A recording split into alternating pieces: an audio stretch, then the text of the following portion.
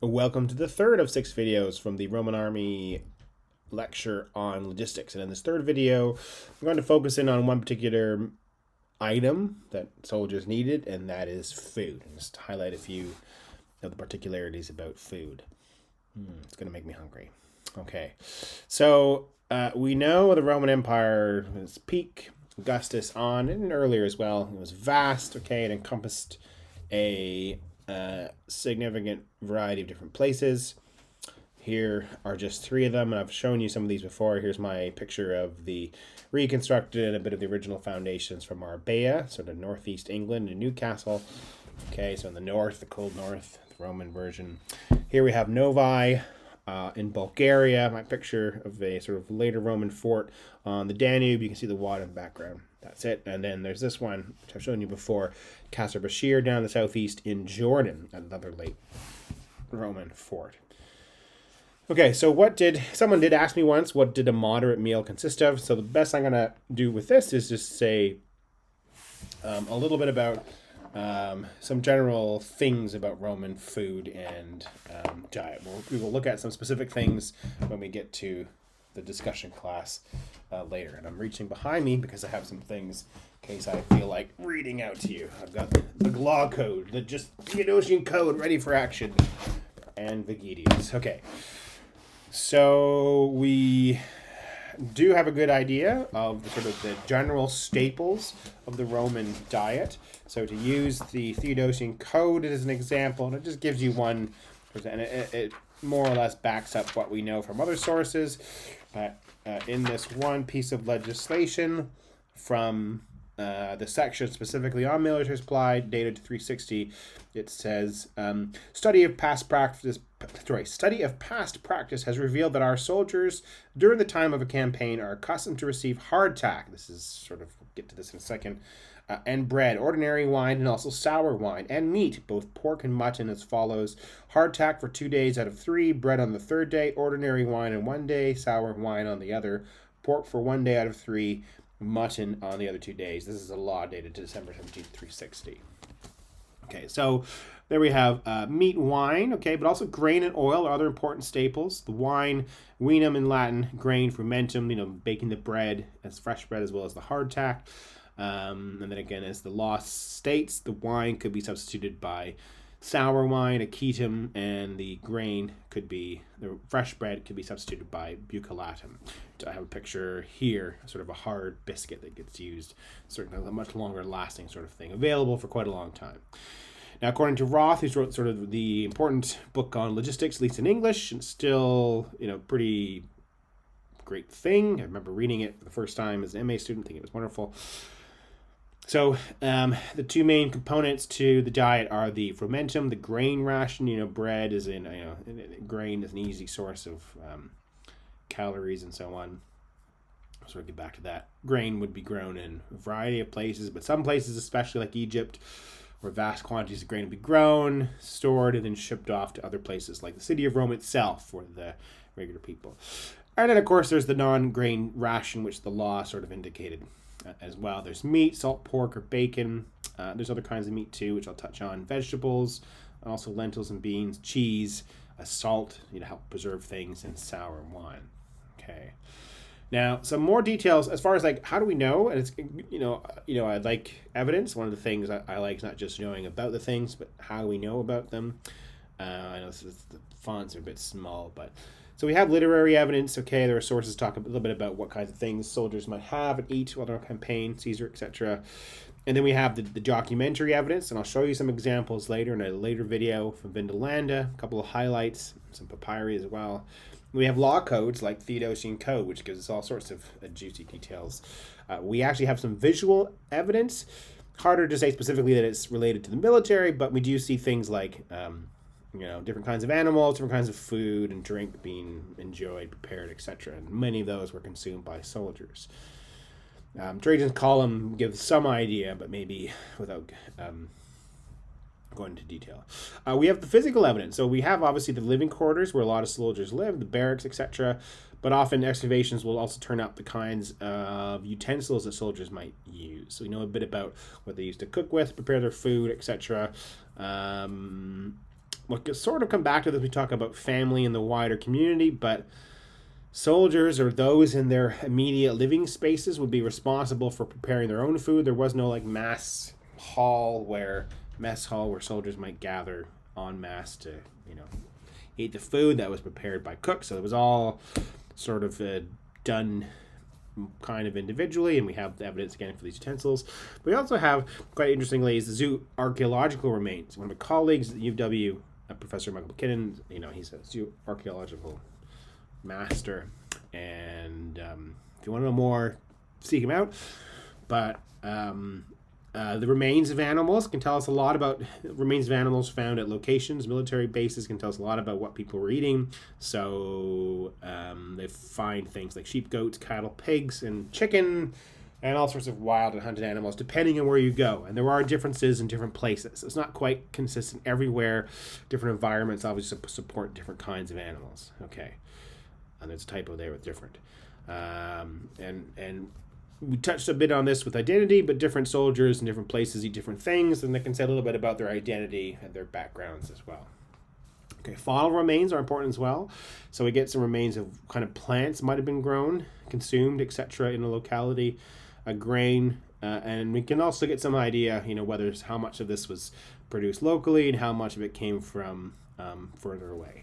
Just one other note, which I think I made in the last video, it was that Roman military bases were often situated in places where food was accessible.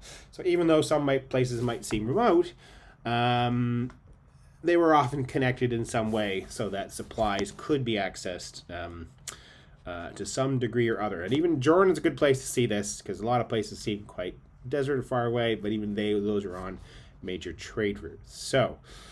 Okay, so I want to look at a specific example. So sort of some of this stuff maybe might apply to my friend Aurelius Paulion. There he is. He's like, I like to eat, but I'm an angry dude. And now we'll go to late antiquity to look at some specific examples. And we have here Aemilianus. He's like, tell me more about what I might eat. Okay, well, Aemilianus, we're going to look at one example, a place in Jordan that I've talked a bit about before.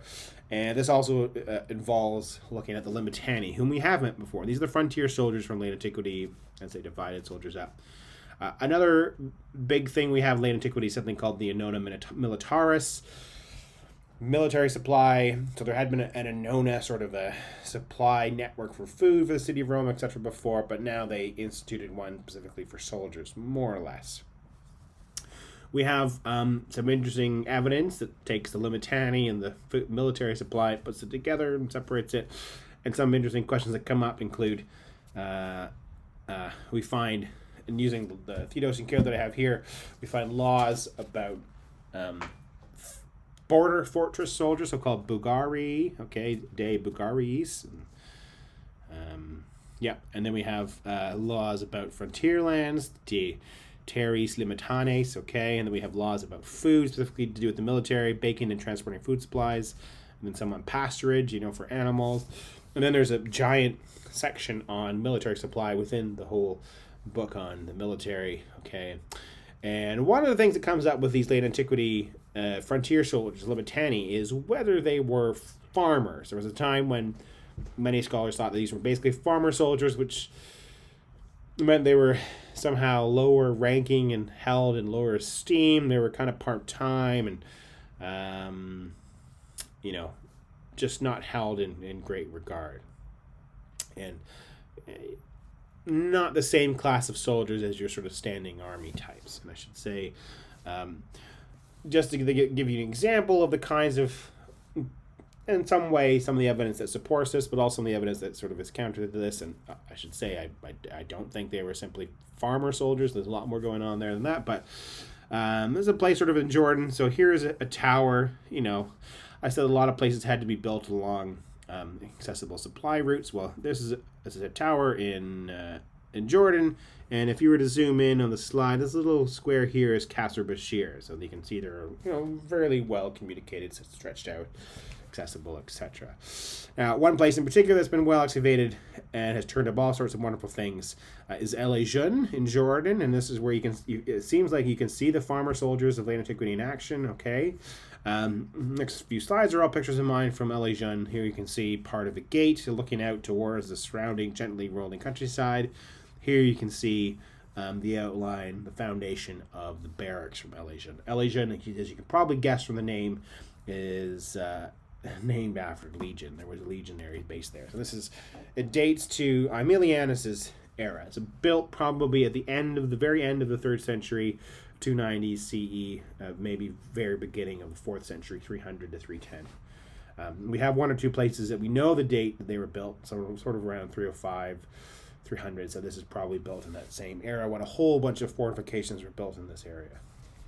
Okay, now as you can see from these slides, and luckily I was there, my 2 visits were both in February 2017 and 2018, which is when it's a bit cooler, although it's in February 2021, and it had massive amounts of snow in parts of Jordan. But this is when a lot of stuff grows, sort of getting into like peak growing season. Okay, you might think of it as sort of desert landscape, abutting the desert, but actually in certain conditions and with irrigation, it is possible to grow any number of things in and around el-Lejjūn. And you can sort of see from these photos from within the fortification, possibly slightly different spots, but you can see the sort of the rows of grown things. I think olives and various things. Okay, here, and maybe some vegetables, and you can also see the planted stuff here as well, just beyond the forest wall. So one thing I noticed from my visits to Jordan, checking out the fortifications, that these are all, even if they, without going, and even if I had read it before, once I saw it, it was sort of eye-opening.